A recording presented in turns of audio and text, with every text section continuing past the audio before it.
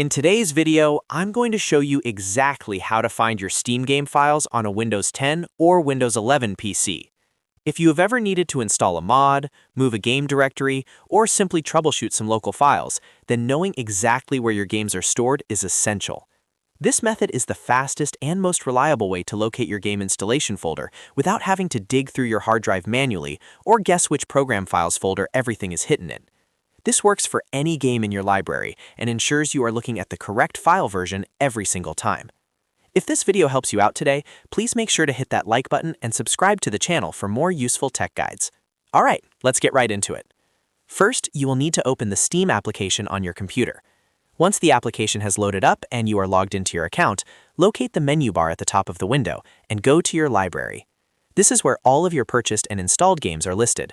Scroll through your list on the left-hand side until you find the specific game you want to locate on your hard drive.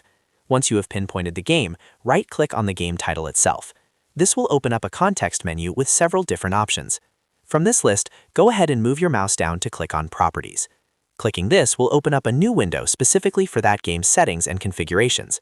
Within the Properties window, you will see a sidebar with several tabs, such as General, Updates, and Compatibility. You want to look for the tab labeled Installed Files. Click on that to open the Storage Management section. In the Installed Files section, you will see information regarding how much space the game takes up on your drive and which drive it is currently installed on. To get directly to the folder where the game lives, click on the button that says Browse. As soon as you click that button, your computer will automatically open a new File Explorer window exactly at the root directory of your game files.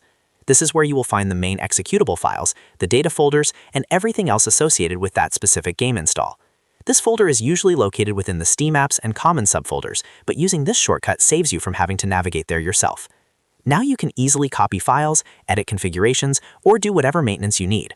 This process is identical whether you are using the latest version of Windows 11 or the standard Windows 10 interface.